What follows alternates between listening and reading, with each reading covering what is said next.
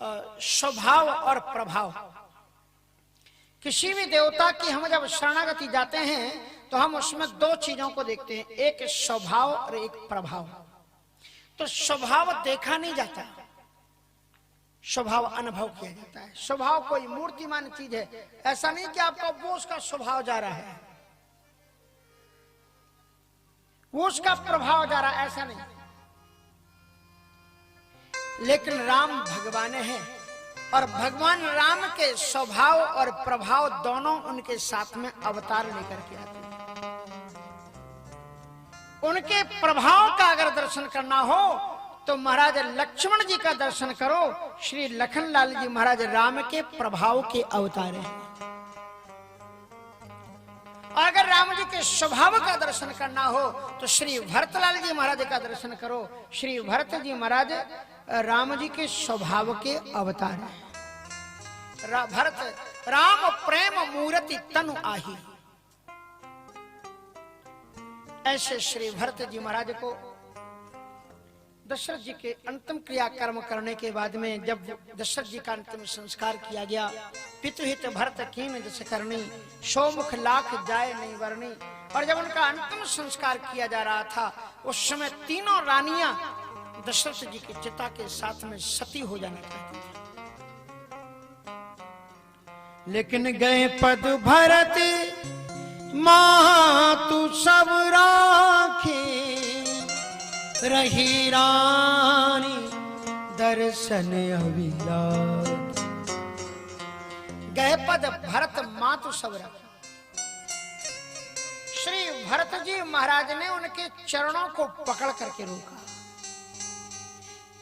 सती होने के लिए जब आगे जा रही थी, कौशल्या जी महाराज के सामने श्री भरत जी हाथ जोड़ करके पहुंच गए। कहा कि मां, हम तो इतने पापी हैं कि हमारे कारण तो श्री राम का वनवास हुआ है।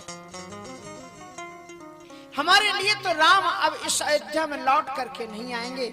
आप ही वो मां हैं जो परमात्मा को अपनी कोख में उतार सकती है और आप ही उन्हें अपने लिए लौटा करके वापस अयोध्या में ला सकती हैं। इसलिए हे मां, आपको मैं कैसे चले जाने दूं, फिर भैया लौट करके नहीं आएंगे। गए पद भरत मातु सब राखी। फिर वो सुमित्रा जी के पास गए।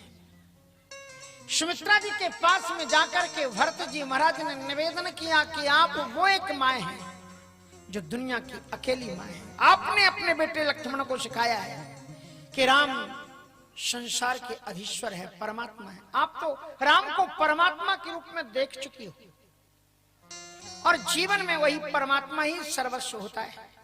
आपने अपने बेटे लक्ष्मण को यह सिखाया कि तात तुम्हार मात वैदेही, पिता राम सब भांति स्नेही, सर्वस्व से याम है। तो आप जब राम में ऐश्वर्य भाव देखती हैं तो आपसे तो मेरी प्रार्थना है कि वो ईश्वर अभी कहीं गया नहीं है, वो फिर यहाँ पर आएगा, इसलिए आप तो मत जाइए, आप तो रहिए। सुमित्रा जी महारानी उनके कहने से वो भी रह जाती। गए पद भरत मातु सब राखी। और उसके बाद में श्री भरतलाल जी महाराज श्री केकई के पास जाते हैं और केकई के पास में जाकर के केकई भी तैयार थी। तो क्या कहा होगा आप सोचो, भरत जी ने क्या कहा। भरत जी महाराज ने केकई से कहा कि आप क्या कर रही हो ये। तो दासियों ने बताया ये सती होने जा रही। कहा ये सती होने का नाटक क्यों कर रही हो, तुम सती होने जा रही हो तो क्या तुम्हें तो ये मालूम होगा वो मरे क्यों हैं, किसने मारा है। तुम्ही ने मारा है। तुमने अगर ऐसा वरदान नहीं मांगा होता, राम का वनवास नहीं मांगा होता तो क्या मेरे पिता ने 10 बार तुमसे कहा था कि राम के वियोग में मैं जिंदा नहीं रह सकता। रोते हुए तुमसे कहा था, तुमने मेरे पिता को मारा है, तुम्हें सती होने नहीं दूंगा, तुम्हें मैं पिता की चिता पर चढ़ने नहीं दूंगा। तुमने यहां तो मेरे पिता को सताया ही है। क्या सुना है सती के बाद में नारी उसी लोक को चली जाती है, पति लोक को, तो क्या तुम वहां भी जाकर के मेरे पिता को सताना चाहते हो? तुम्हें कोई अधिकार नहीं है। सती प्रथा आज से लगभग 100 वर्ष पहले चल रही थी। पर गोस्वामी तुलसीदास जी महाराज ने 500 वर्ष पहले विरोध किया था। ये सती होती थी, कभी कभी तो जबरन करवा दिया जाता था। गोस्वामी तुलसीदास जी ने दोहावली में क्या लिखा है? कहा सती का मतलब ये नहीं कि तुम शरीर पति की चिता पर ही जल जाओ। गोस्वामी जी दोहावली में लिखते हैं कि नाहक शीश उघारियू बरज रहे सब लोग। व्यर्थ में ही तुमने सती बनने का नाटक किया, लोग मना कर रहे हैं। और सती होना केवल यही नहीं होता है कि पति के साथ में चिता में जल जाओ। पति के साथ में चिता में तो एक बार जलोगी, लेकिन अगर सचमुच में सती हो तो पति के वियोग रूपी अग्नि में रोज चलो। घर ही सती कहावती जलती पिया वियोग। नाक शीश, व्यर्थ में ही तुमने शीश उड़ाया। तो गए पद भरत मां को सवरा, तीनों माताओं को न रोका। बड़ी सभा हुई। महर्षि वशिष्ठ जी ने कहा कि भरत, तुम्हारे पिता की मृत्यु सोच के योग्य नहीं है। सोचना चाहिए किसी की मौत हो जाए तो उसके मरने पर सोचना चाहिए, लेकिन तुम्हारे पिता एक ऐसे पिता थे जिनकी मृत्यु के संदर्भ में आपको सोचने की आवश्यकता नहीं है। किसके मरने पर सोचना चाहिए? सोचिए बयस कृपन धनवान, सोचिए बयस कृपन धनवान, धोना अतिथि शिव भगति सुजाय, धोना अतिथि शिव भगति सुजाय। सोचिए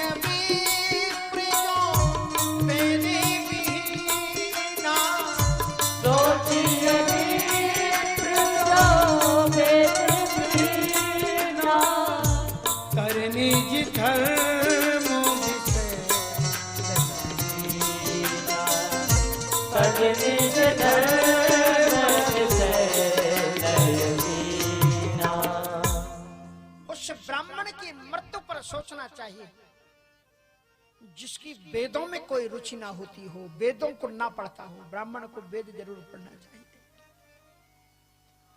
मैं नहीं कहता, रामायण कहती है सोचिए विप्र जो वेद विहीन। यहाँ पर आपके क्षेत्र के विप्र बालकों को वेद, सस्वर वेद पाठ करते हैं महाराज। ये बच्चे, छोटे छोटे बच्चे हमारे यहाँ के 18-20 वर्ष के यज्ञों में जा रहे हैं। क्षेत्र में आपका पूरा क्षेत्र वेद विद्या का निधान बन जाएगा। इसलिए संस्कृत ऐसे विद्यालय को, ऐसे आश्रम को आगे बढ़ाना चाहिए जहां आपके क्षेत्र के लिए विद्वान मिले, गौ माता मिले, संस्कारवान बच्चे मिले। सोचिए विप्र जो वेदे विहीना, उस ब्राह्मण की मृत्यु पर सोच करना चाहिए जो वेद न पढ़ता हो, वेद न जानता हो, वेदों में जिसकी श्रद्धा ना हो। और तज निज धर्म विषय लवलीन, जिस ब्राह्मण ने अपने धर्म का परित्याग कर दिया हो, मदिरा पान करता हो, मांस पान करता हो, मांस खाता हो, ऐसे कि घर में आने से या कर्मकांड से भी आपका कर्मकांड नष्ट हो जाता है। इसलिए सोचिए विप्र जो वेद विहीना, तजन जो धर्म विषय लवलीना। सोचिए निपति जो नीति न जाना, जही न प्रजा प्रिय प्राण समाना। वो है राजा जिससे नीति का ज्ञान ना होता हो और जो प्रजा को प्राण प्रिय न मानता हो, उसकी मृत्यु पर सोच करना चाहिए। और आगे चल करके कहते हैं सोचिए बयसु कृपन धनवान। रामायण कह रही है आप मेरे लिए मत कहना, जो बात है मैं बता दूं। कि सोचिए बयसे कृपन धनवान। उस वैश्य, उस धन संपन्न व्यक्ति की मृत्यु पर रोना चाहिए जो जिसे ईश्वर ने धन तो दिया हो, लेकिन ऐसे यज्ञों के लिए और ऐसी कथाओं के लिए जो अपना धन निकाल करके न देता हो। रामायण कह रही है कि उसकी मृत्यु पर रोना चाहिए कि कहां जाएगा। दोनों हाथ उलीचिए यह सज्जन को कहां। इसलिए सोचिए वैश्य कृपण धनवान। हमारे यहाँ यज्ञ चल रहा है, यज्ञ में महाराज तिल की वो चावल की जरूरत थी, सो हमारे यहाँ बैठे हुए हैं ब्रज स्वामी जी। हमने फोन किया कि महाराज इतना किलो चावल भेज दे, और जो उनको देना था वो तो एक जजमान का पूरा दक्षिणा दे ही चुके हैं। हमने कहा पैसा आप आकर के यहाँ से ले लेना हमारे हरिहर दास जी। कहा महाराज यज्ञ में जा रहा है तो फिर क्या पूछना, सब हमारी तरफ से सेवा में समर्पित है। सोचिए वैश्य कृपण धनवान। यदि ईश्वर ने तुम्हें धन दिया है, संपन्नता दी है, तो दोनों हाथ उलीचिए यह सज्जन को कहा। सोचिए वैश्य कृपण धनवानु।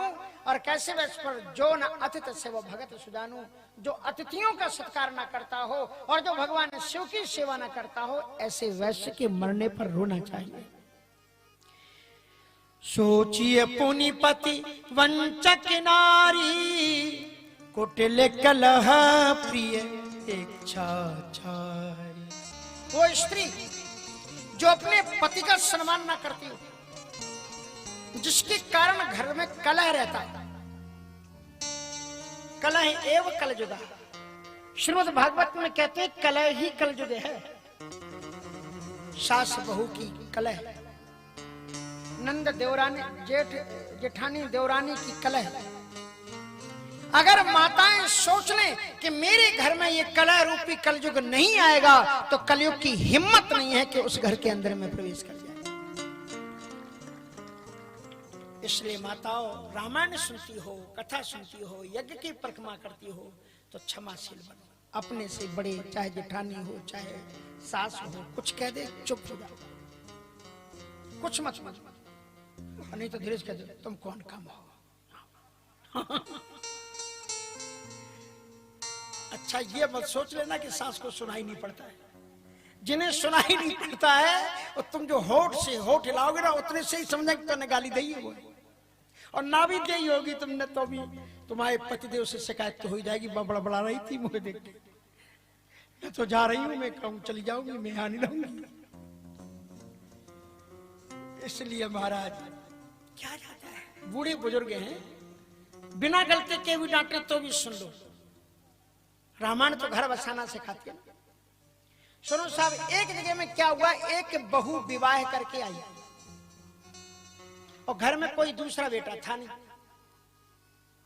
और वो बहू घर की सेवा में लग गई कि हम बड़े, कितने लोग तो महाराज बड़े खुशी के साथ में बताते मालूम, महाराज जी बहुत अच्छा घर मिल गया लड़की के लिए। कैसा घर मिल गया? बोले सास है ही नहीं और ससुर है ही नहीं, तो कोई बात की चिंता नहीं।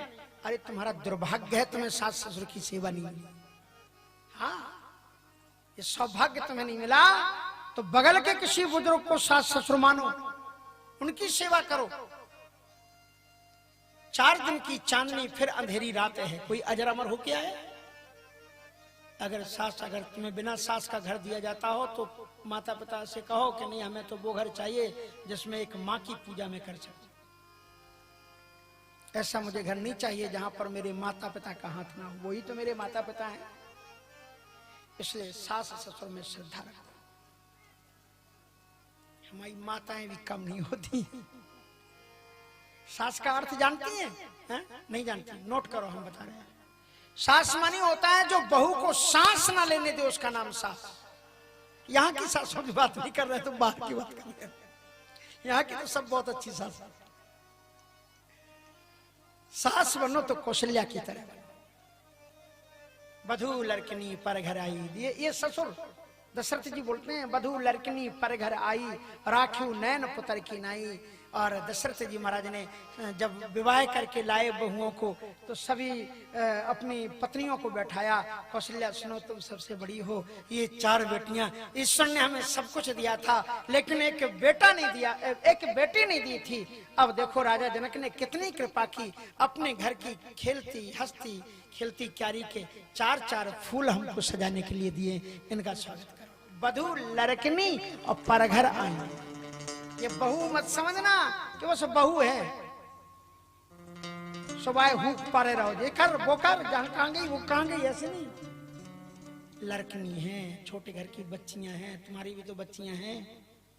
वधू लड़कनी पर घर आई, बेचारे अपने माँ बाप को छोड़ के आई हैं, उनके आंखों में आंसू ना आए ऐसा। नहीं तो माता जी सोच लेती हैं कि हमारी सास ने है सो हमारे साथ में करो, तो बई को बदला लें अब तुम उनसे महान बनो, उनसे भी आगे निकलो, अच्छे विचार रखो, और जैसा तुम करोगे बच्चों में वैसे संस्कार आएंगे, जैसे जाके बाप मथाई तैसे ही ताकि लड़का। माताएं धीरे से स्मार्टफोन आजकल बहू को देती हैं, बेटा कोई भी बात हो फोन कर देना। हमने देने में कोई कमी नहीं रखी, खूब दिया है। अगर एक बात सुनाए तो 4 बात सुनाना तुम तो। नोट करके लिख लो, आपकी बेटी कभी सुखी नहीं हो सकती। संस्कार सिखाओ, अच्छे संस्कार, कि वही तुम्हारा घर है प्रेम से। लेकिन इसका मतलब ये नहीं कि वही तुम्हारा घर है कि तुम बहू अपने घर में ला करके तुम सताओ उसको, ऐसा नहीं, ये गलत बात है। तो कहने का तात्पर्य रामायण घर बसाना सिखाती है। सोचिए पुनि पति वंचक नारी। एक तो मैं आपको नारी की बात बता रहा था कि वो नारी भोजपुरी नारी, पति ने उससे कहा कि चलो अब तुम्हारा विवाह हो गया, चलो तुम्हें बाहर घुमा लाए। वो आजकल नए नए चीजें निकली है ना, वो एक बताया था ना, एक लालटेन डे बताया था, एक आपको और चीज बताते हैं आपको नहीं, और वो है को क्या कहते हैं कि वो शहद मून कुछ होता है, अंग्रेजी सकते जी आप कर लेना करो। घर में बुजुर्ग माँ बाप बैठे और शहद मून बनाने जा रहे, बताओ आप तुम लोग जाना। तो जब पतिदेव ने कहा कि चलो अपन शहद मून बनाने चलेंगे, सो बहू बड़े अच्छे संस्कार पा करके आई हुई थी। उस बहू ने श्रीमान जी से हाथ जोड़ करके क्या कहा, कहाँ जाओगे? बोले चलो वृंदावन चलते हैं, भगवान का दर्शन करेंगे, काशी विश्वनाथ घुमा लाते हैं, 4 धाम चलेंगे। तो हमारा घर तो हमारा घर ही तीर्थ है, हम इसी को तीर्थ बनाएंगे।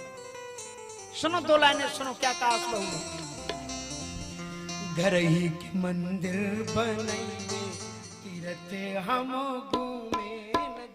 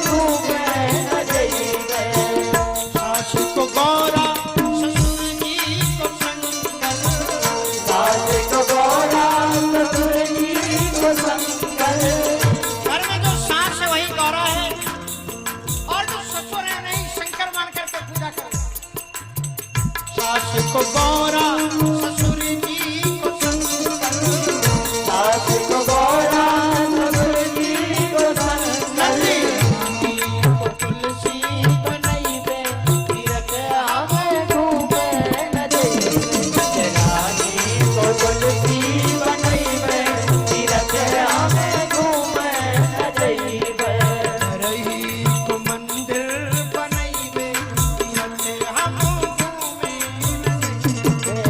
रही को मंदिर बनैबे तीरथ हमें घूमे न जइबे।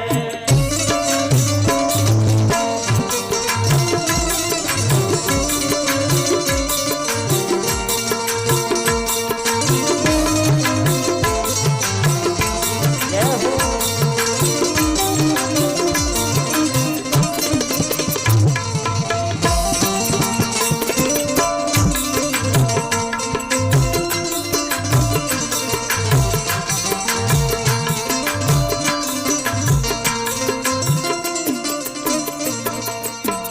राघव को जेठ, जेठ को राघव और भाभी को सीता, जेठ को राघव और भाभी को सीता, जेठ को राघव और भाभी को सीता, जेठ को राघव और भाभी को सीता, दिया को देवर को लक्ष्मण बनैबे तीरथ हमें घूमे न जइबे, देवरे को लक्ष्मण बनैबे तीरथ हमें घूमे न जइबे, रही को मंदिर बनैबे तीरथ हम रही को मंदिर बनैबे तीरथ हमें घूमे न जइबे। घर ही को मंदिर, घर को ही सोचिए पुनिपति वंचके नारी, कुटिल कलह प्रिय इच्छाचारी। उस स्त्री के मरने पर सोच करना चाहिए जो परिवार में सामंजस्य बना करके न रखती हो, परिवार को जो बिखेर दे। घर आते से ही कुछ बहनें ऐसी होती हैं कि जो घर के बाहर भी चले गए, अजी घर में ही बुला लो ना, इतना बड़ा घर है, हम सब मिल मिल करके साथ में रह जाएंगे, सबको बना करके। और कुछ ऐसी है आते से ही कहती हैं अजी अपने साथ में कब ले चलोगे, यहाँ कब तक, हम तो जिस सोच के आए थे तुम शहर में रहते हो, हम भी रहेंगे, माँ बाप जाए भाड़ में, उनकी भी तो सेवा करो, कहाँ जाएंगे बताओ। इसलिए सोचिए पुनिपति वंचक नारी, कुटिल कलह प्रिय इच्छाचारी, सोचिए बटु निज व्रत परहरई। बटु मानी ब्रह्मचारी विद्यार्थी, ये जो गुरुकुल में रह रहे बच्चे हैं, ये चौपाई इनके लिए लिखी है। सोचिए बटु निज वृत्ति परहरई, उस ब्रह्मचारी बालक के मरने पर सोच करना चाहिए जो अपने ब्रह्मचर्य व्रत का परित्याग करे, और जो नहीं गुरु आयसु अनुसरई, जो अपने गुरु की आज्ञा न मानता। और इस प्रकार से सोचिए ग्रही जो मोहि वश, करे करम पथ त्यागी। सोचिए जति प्रपंचरत, विगत विवेके विराग। वह ग्रस्त जो दिन रात केवल घर गृहस्थी में लगा रहे और जो धर्म और वैराग्य कथा और सत्संग से दूर रहता हो, उस गृहस्थी पर चिंता करनी चाहिए। और उस सन्यासी के मरने पर चिंता करना चाहिए जो प्रपंच का परित्याग करके भगवान की भक्ति में न डूब जाए। ऐसे महात्मा की भी मृत्यु पर चिंता करनी चाहिए, पता नहीं है किस लोक में जाएगा, क्योंकि उसे प्रपंच का परित्याग करके सोचिए विरति प्रपंच रत, विगत विवेक विराग, जिसके जीवन में विरक्ति ना हो, विवेक ना हो, वैराग्य ना हो। इसलिए जहां भी कोई दुराभिसंधि पड़े तत्काल उसको छोड़ दो, भगवान की भक्ति में लगो, कहीं कुछ रखा नहीं।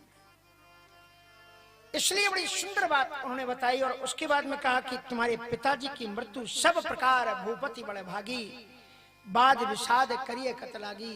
तुम्हारे पिताजी तो हर प्रकार से सौभाग्यशाली थे। उन्होंने दुनिया को एक बात बताई कि जियो तो राम के बन करके जियो, और राम के वियोग में उन्होंने शरीर का परित्याग कर दिया। वशिष्ठ जी ने कहा कि बेटा भरत, तुम्हारे पिता को नृपहि वचन प्रिय नहीं प्रिय प्राणा, करहु तात पितु वचन प्रवाना। तुम्हारे पिताजी को प्राणों से भी ज्यादा प्रिय वचन थे। उन्होंने अपने तजो प्राण जही वचन ही लागी, अपने वचनों को रखने के लिए ही दशरथ ने प्राणों का परित्याग कर दिया, पर वचन उन्होंने नहीं त्यागा। एक उन्होंने धर्म बताया कि वचन पर कह करके अडिग रहो, और जो बात वचन कहीं दे दिया तो उसको पूरा करो, तजे वचन जही। और दूसरी ओर तुमने ये सिखाया कि वचन पर अडिग रहो, वचनों के लिए उन्होंने प्राण परित्याग कर दिए, वचन उन्होंने नहीं छोड़े। और दूसरी ओर राम का प्रेम बताया कि प्रेम क्या होता है, का धर्म के लिए उन्होंने वचनों का त्याग नहीं किया, तजे वचन जही, तजे प्राण जही वचन ही लागी। उन्होंने अपने राम को तजे राम जही वचन लागी, अपने वचनों को रखने के लिए राम को छोड़ दिया, भगवान को छोड़ दिया, पर वचनों को नहीं त्यागा। और दूसरी ओर राम प्रेम को बताया कि उन्होंने तन पर हरिव राम विरहागी, राम के विरह रूपी अग्नि में शरीर का परित्याग कर दिया। इसलिए पुत्र का वास्तविक कर्तव्य यह होता है कि पिता की जो अंतिम इच्छा हो उसे पूरा करे। और तुम्हारे पिताजी के अंतिम 2 वचन थे, राम को 14 वर्ष का वनवास और तुम्हारे लिए राजगद्दी। तो राम ने तो तुम्हारे पिता की अंतिम इच्छा को पूर्ण करने के लिए वो वन को चले गए। अब दूसरा वचन तुम्हारे हाथ में है, तुम राजगद्दी पर बैठ गए। और उन्होंने पुराणों में 2 उदाहरण दिए। परशुराम पितु आज्ञा राखी, मारी मातु लोक सब साखी।